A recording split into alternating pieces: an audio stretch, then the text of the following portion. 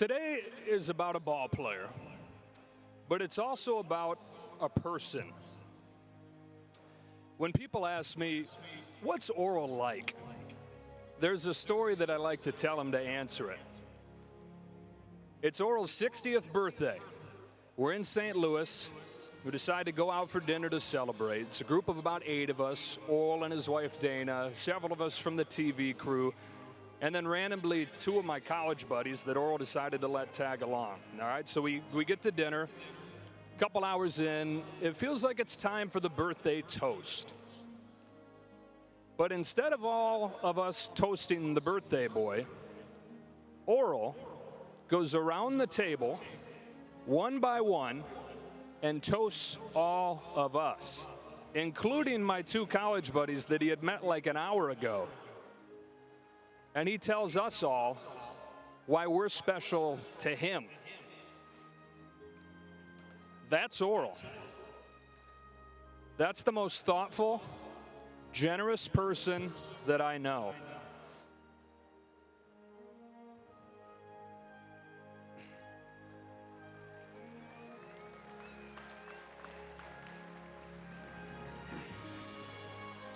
So it's been about a decade since we met for the first time.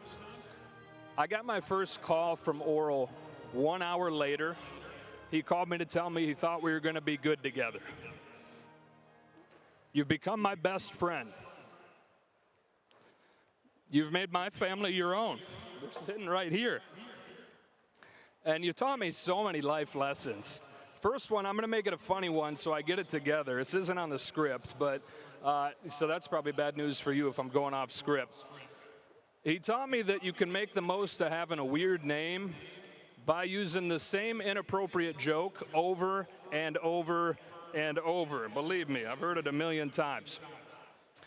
He's taught me the importance of cherishing every moment. Nobody lives life to the fullest in every moment, quite like Orel and Dana do. It's okay to be hard on yourself, to chase perfection, but it's more important to be able to laugh at yourself too. It's okay to cry when you're sad, when you're happy, when you're on TV, when you're watching a Sarah Bareilles concert. You never know when it's going to be a good time to cry. The biggest lesson, though, that Orel has passed along, and I think it's a great lesson for all of us, is that it's this. When he looks back on his life, it's not going to be the awards he's won or the money that he's made or anything like that. The way that he's going to measure himself is how much did he give? How much energy? How much love did he give to other people? That's going to be his measure of a life well spent. When I talked to him earlier this week, I checked in. Orel, how's everything going? I know it's a busy week. There's a lot coming at you. And he said, so many people are putting in so much effort to make this a special day. And I hung up and I thought, how perfect. Because that's how you treat other people every day of your life. You deserve today as a ball player, Orel. We all know that. But you deserve today more as the beautiful person that you are.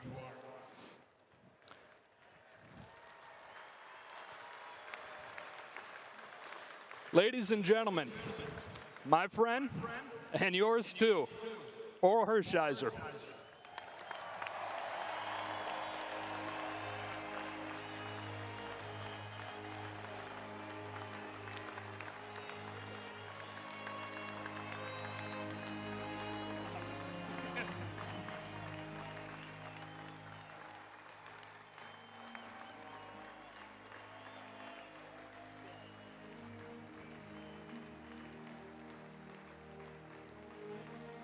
Love you guys. Love you guys. Love you, love you, love you. Wow. Okay, 3 to 5 minutes. Good luck. Thank you, Joe. I love you too. Thank you, Rick. I continue to love you. It's been a long time. Jaime, you are my Latino father, and you know that. He calls me mijo. Dana, the family, thank you for coming out. I love you guys so very, very much. It's ridiculous what we've been through together. Thank you, God. I knelt next to a bed in the Bonaventure Hotel at the Westin. And I said, God, if you let me have a career here, I'll let this city and this world know where my ability came from. And I'm thanking him here again today. My teammates, I can't mention each one by name, but we did some unbelievable things. And it was a lot of fun, wasn't it? And they've already started fun in group text messages and everything else. To the coaches, Joey Malfitano, Ron Peronowski, God bless his soul, all the different coaches that helped me through along the way, thank you. Mid-career, I had 99 wins, and they put 3 bone anchors into my right shoulder, and it pretty much was an experimental surgery. And 2 guys brought me back. The guy who put the bone anchors in, Dr. Frank Jobe, God bless his soul, and Pat Screener, my therapist. Pat, where are you? Stand up. Stand up. World-class therapist. And thank you to the Los Angeles Dodgers for this honor. If I wasn't drafted by the Los Angeles Dodgers, you would not be seeing Orel Hershiser right now. Because what this organization did as a family and an excellence, it gave me people around me that were trying to achieve excellence every single day. When they unveil that plaque, my name will be on it. But really, it's a celebration of the Los Angeles Dodgers organization, because I am truly an organizational player. I was a suspect, not a prospect. It took 8 of me to have the #1 draft pick be on the field playing baseball. We had to support him, and we had a shot at making it here. I'm an accumulation of great examples, great people, and great expectations. As for the pitching department, there's 4 on my Mount Rushmore. Rick Honeycutt, my catch buddy. You got to have a fellow student that's trying as hard as you are to perfect this art, and Rick Honeycutt was that guy for me. There was my guidance counselor. That would be Ron Peronowski, our pitching coach. He could break down a hitter. He could help you through a side work. He could pick you up if you had a bad outing. And God bless Ron Peronowski. There was the professor in study hall. And this guy wasn't here all the time. But we'd have study hall in the Angel Clubhouse, which was an auxiliary clubhouse here at Dodger Stadium. We'd have study hall out to dinner. We'd have study hall in a hotel room. We'd have study hall in a lobby of a hotel. And that guy that kept me on track was Dave Wallace. Stand up, Dave. And then there was the dean of the school, the master.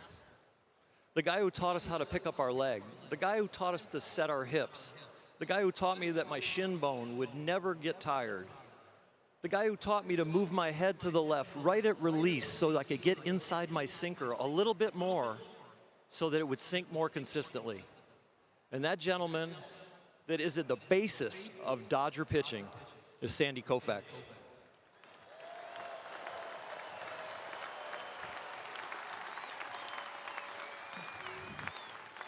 Now that was the pitching part, and now's the makeup part.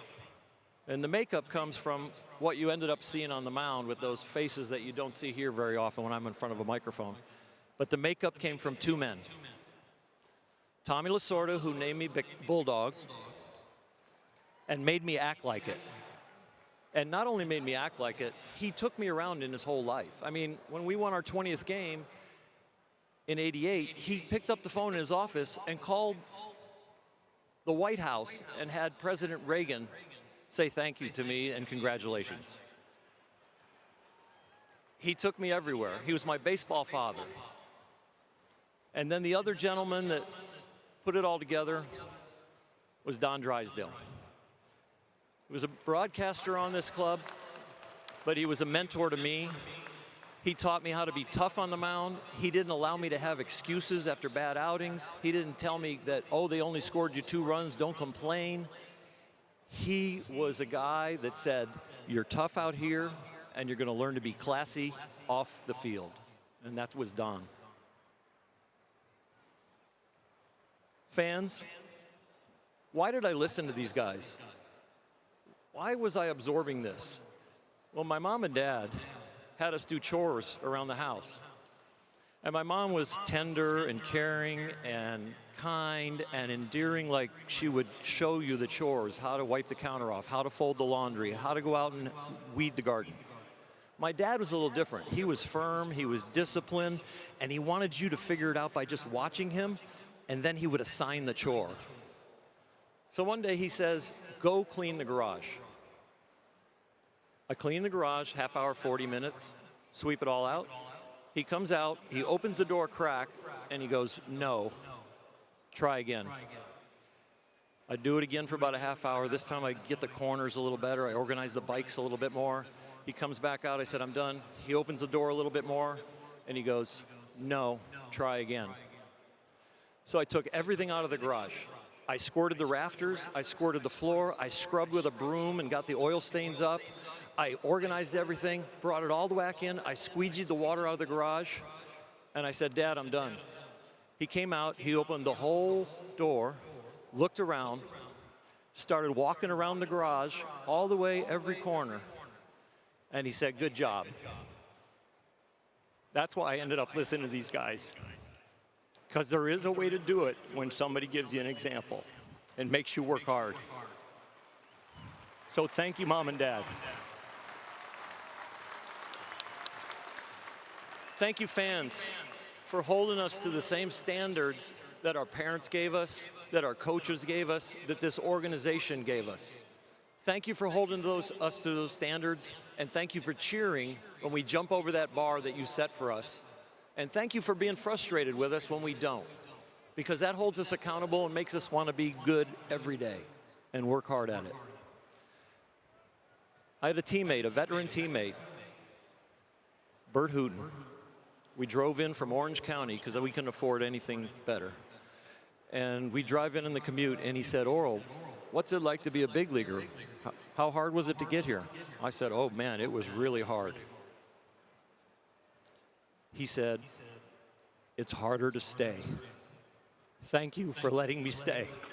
God bless you.